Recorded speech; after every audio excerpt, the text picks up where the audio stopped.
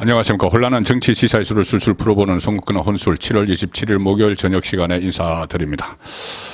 이재명 구속이 초읽기에 들어간 건 맞는 것 같습니다. 지금까지 이 구속영장 청구 시점을 국회 비회기 중인 7말 8초 그리고 또 회기 중인 8말 9초 뭐 이런 이야기들이 계속 나왔는데 그런 그 추측은 해석은 분석은 이 언론이나 또 저 같은 유튜버, 시사 유튜버들, 방송에 출연한 패널들이 많이 해왔죠. 자, 검찰의 입에서 직접 나온 적은 없는데, 마침내 검찰 입에서 이재명 소환, 그리고 구속영장 청구라는 용어가 나왔습니다. 지금 이화영 그 전 경기도 평화부지사 회유 논란이 있죠. 회유 논란이 있는데, 이 박찬대 최고위원이 가서 회유를 했다는 논란이 있는데 그것은 대북 송금 문제고 이재명의 방북을 위해서 김성태 씨가 돈을 대신 북한에 줬다는 대북 송금 문제고 그것이 지금 핫 이슈가 되어 있는데 그것 때문에 약간 그 밑으로 가라앉아 있는 쟁점의 범죄 혐의가 또 하나 있죠. 바로 백현동 옹벽 아파트 백현동입니다.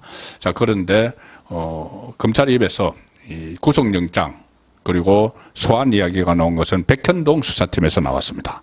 그러니까 이 백현동과 이 대북송금 이 두 가지가 지금 같이 이재명을 압박을 하고 있는데 저번에 1차 그 구속영장 청구를 할 때 그때 국회에서 불체포 특권으로 이 무산된 1차 구속영장 청구를 할 때 대장동, 유래신도시, 성남FC 후원금 이것을 다 하나로 병합을 해서 영장을 청구를 했죠.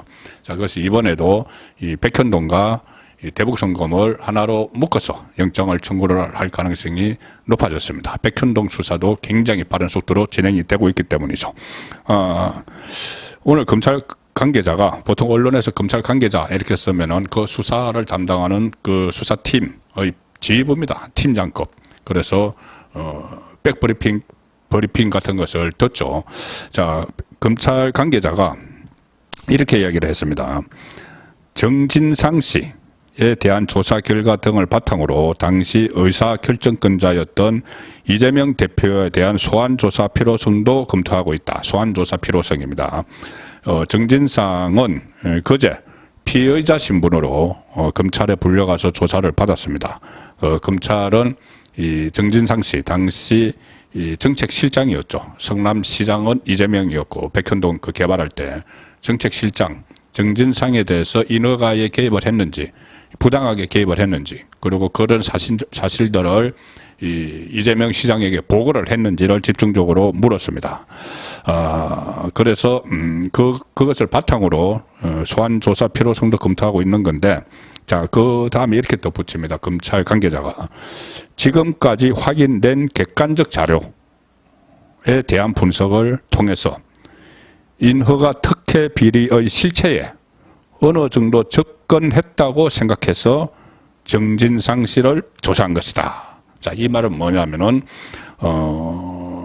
그 실체를 확인을 했는데, 비리가 있었다는 실체를 확인을 했는데, 그 꼭대기에는 시장이 있습니다. 시장 이재명이 있는데, 그 가는 길목이 정진상 정책실장이다.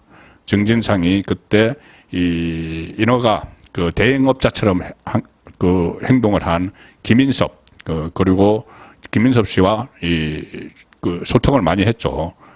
수백 차례 전화 통화도 하고 했기 때문에 그 길목이다. 그래서 정진상 씨를 일단 조사를 한 것이다. 그러면서 다음 말이 이렇게 덧붙입니다. 검찰 관계자는 최종 책임자에 대한 수사에 속도를 내고 있다. 최종 책임자는 시장이죠. 이재명.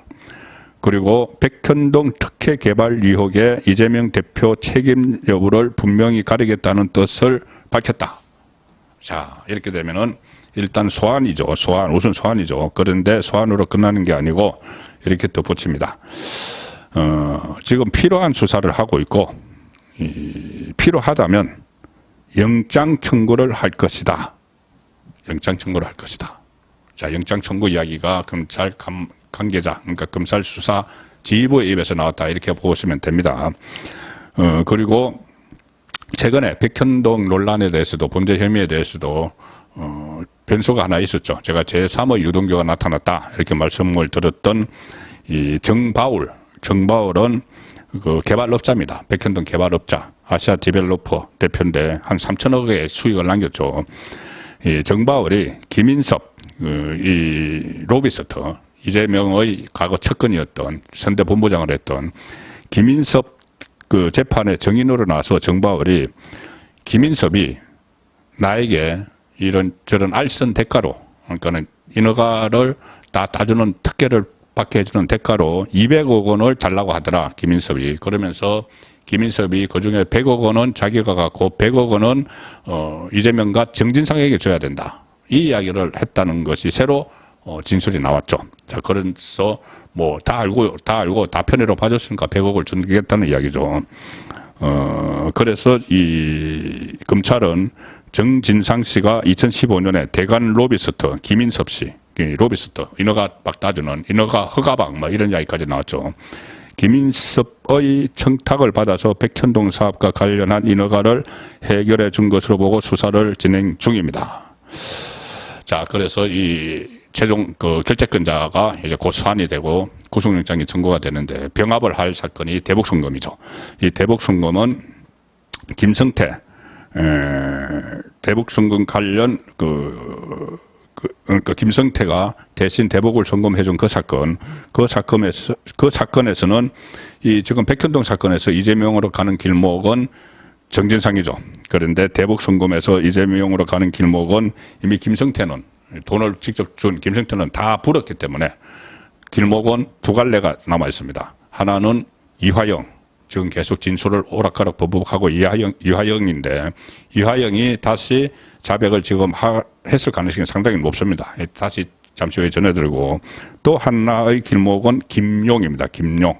왜 그러냐면은 김성태가 그런 진술을 했죠. 검찰에서 본인이 북한에 대신 돈을 내주고 나서 김용, 이재명의 또 다른 핵심 측근 김용과 만나서 식사를 했다. 한 3번 정도 만났다. 김용이 대신 내줘서 고맙다는 이야기를 했다는 취지로 진술을 했습니다. 그러면 김용이 그것을 다 알고 고맙다고 했으면은 이재명이 다 알고 싶다는 이야기가 되는 거죠. 그리고 이재명을 대신해서 고맙다고 인사를 해서 만난 겁니다. 그 김용을 오늘 검찰에서 오전에 소환을 해서 조사를 했습니다. 오전에는 이 김용을 조사를 했고 일단 참고인신문으로 조사를 했는데 검찰은 김성태 전 회장이 당시에 경기도 대변인이었기 때문에 김용이 그때 경기도 대변인이었습니다. 그래서 대북 송금 사실 등을 알렸고 알렸다 이렇게 진술을 해서 지금 김용을 조사를 한 거죠. 자, 오늘 오후에 수사팀이 또 한 사람을 조사를 했는데 누구냐? 바로 문제의 이화영을 조사를 했습니다. 구속 수감 중인 이화영을 불러서 조사를 했는데 이화영은 저번에 이 법정에서 25일 날 법정에서 뭔가 진실을 말할지 기초가 주목됐는데 그때 변호인들이 뭐 불참을 하면서 재판 진행이 안 됐죠. 그런데 오늘 검찰에 불려갔습니다. 검찰에 불려갔는데 여기서 주목을 해야 될 부분이 하나 있습니다. 뭐냐면은 이번에는 검찰에 가면서 변호인을 대동을 하고 갔는데 그 변호인이 바로 법무법인 해광 소속 변호사입니다. 해광 소속 변호사는 누구냐? 바로 이하영의 부인 백모 씨가 해임하겠다고 이야기했던 그 변호사죠.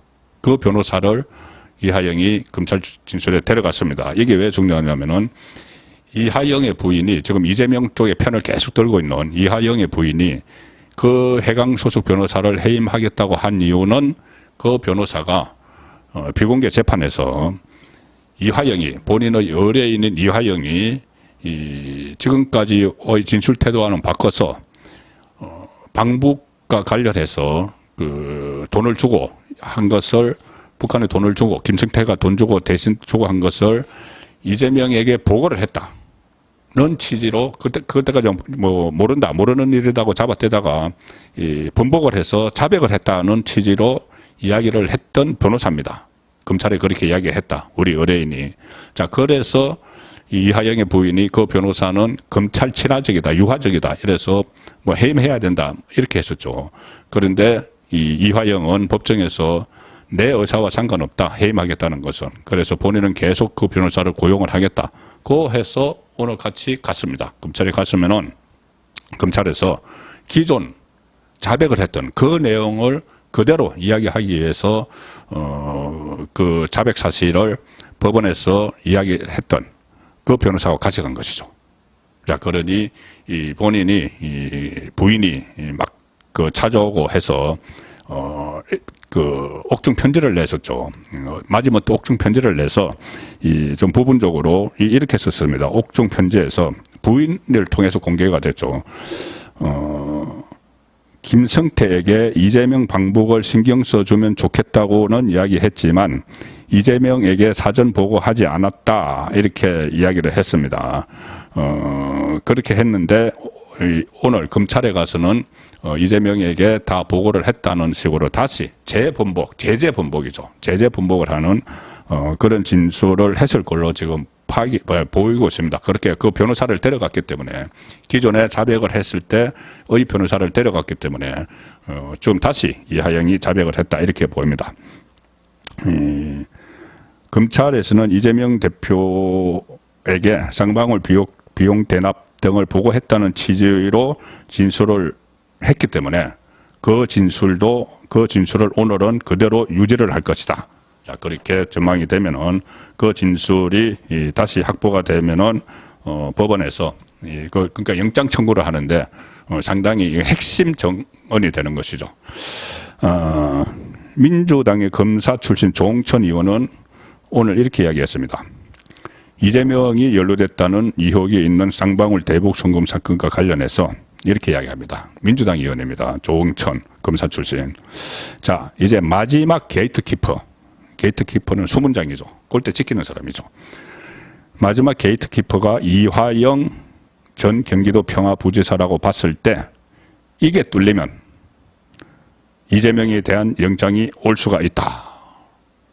마지막에 이하영이 딱 게이트키퍼로 지키고 있었는데 뚫리면 이재명에게 영장이 온다. 그런데 지금 오늘 가서 진술을 다시 그대로 했으면 뚫렸죠. 그러면은 이재명에게 영장이 갑니다. 그리고 이것과 이 영장 나중에 뭐 법원에서 실질 심사에서 구속의 필요성을 더 강조하기 위해서 지금 조금 전에 말씀드린 백현동 그리고 대북송금을 묶어서 영장을 치게 되는 거죠. 자, 그러면은 이제 이재명의 구속은 절차를 밟고 있는 그런 상황으로 흐르고 있습니다. 송국근의 혼술이었습니다.